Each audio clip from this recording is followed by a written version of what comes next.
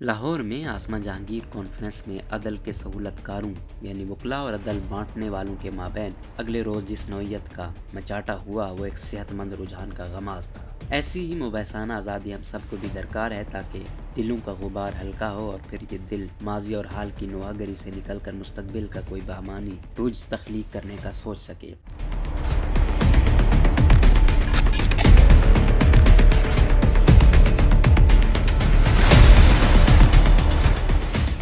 इस कॉन्फ्रेंस ने ये कलेशे भी तोड़ दिए कि जज नहीं बोलते, उनके फैसले बोलते हैं। अब जज बोलते हैं और फैसले जजों को तोड़ते हैं। मान लिया कि अदलिया किसी के दबाव में नहीं और अपने फैसले खुद करती है, तो फिर पाकिस्तान में नजरिया ज़रूरत मुतारिफ करवाने वाले जस्टिस मुनीर भुट्टो की मुतनाज़ा सजाए मौत पर आखिरी मोहर साबित करने वाले जस्टिस अनवारुल हक एंड बिरादर जजेस, पीसीओ के तहत खुशी खुशियाल उठाने और ना उठाने वाले जिद्दी जजों और रिकॉर्डिंग और स्टील मिल से मुतालिक कौमी खजाने को अरबा रुपए का धचका पहुंचाने वाले फैसलों और फिर डैम फंड जैसी स्कीमों के खालिकों और जस्टिस काजी फायज ईसा की आतिशी आजमाइश के बारे में राय आमा अलग अलग अंदाज में क्यों सोचती है। कराची तक खैबर और लाहौर तक क्वेटा ये कोर्स क्यों नहीं गूंजता कि इस परचम के साए तले जज एक हैं, सब एक हैं। मान लिया फौज सियासत में मुदाखलत नहीं करती, ये सियासतदान है जो फौज को दलदल में घसीटने की कोशिश करते हैं, तो फिर अयूब खान, याया खान, जियाउल हक, परवेज मुशर्रफ को किस किस सियासतदान ने इस जौहड़ में धक्का दिया। और ये जो गद्दार होते हैं ये सिर्फ आम शहरी, सोचने और लिखने वाले और सियासतदान ही क्यों होते हैं, खाकी और खाक नशीन क्यों नहीं होते। आज तो बज़ाहिर मार्शल लॉ भी नहीं, तब भी हुकूमत दुश्मन पीडीएम से लेकर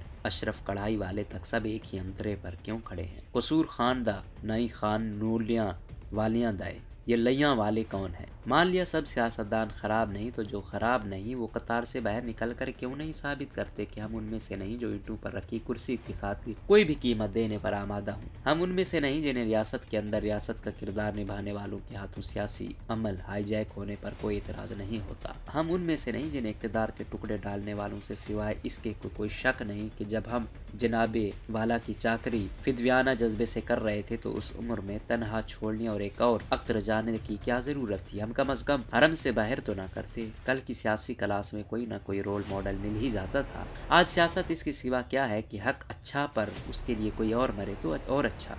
ऐसा मुल्क और समाज जहाँ यही टपाई न दे कि खारजा दाखिला और खजाने के फैसले कौन कर रहा है, उन पर अमल कौन करवा रहा है, उनका फायदा किसे पहुंच रहा है और फैसलों के नतायज उलटने की सूरत में गरेबान किसका पकड़ना है और गरेबान पकड़ के फिर करना क्या है। अच्छाई के बारे में तो सुना था कि एक हाथ से करो तो दूसरे को खबर ना हो, मगर हमने तो इस मकूले को हसास फैसला साजी पर भी लागू कर लिया है। इस माहौल में ये बूझना भी आसान नहीं रहा कि पार्लियामेंट वाहिद फैसला साज इदारा है या पार्लियामेंट महज एक बिल्डिंग है जहाँ मुंतखब और चुनतखब इलाका मुअज़्ज़िज़ीन को तलब करके फैसले सुनाए जाते हैं, या फिर हकीकी पार्लियामेंट किसी भी गिरोह के उन 5000 डंडा बरदारों का नाम है जो अपने तय कानून भी हैं और कानून साज भी। एक ऐसी रियासत है जो ताकत के इस्तेमाल का जायज़ हकदार होने की भी आईनी दावेदार है और ताकत की निष्कारी पर भी कोई हकीकी तशवीश नहीं। 18वीं सदी की दिल्ली में बादशाह लाल किले में रहता था और बाकी दिल्ली पर कभी मेवाती हमलावर होते, कभी जाट घुस आते, कभी मराठे नमूदार हो जाते, तो कभी सैयद बिरादरान एक को उतार कर दूसरा बादशाह तख्त पर बिठा देते। सूबेदारों का मूड हुआ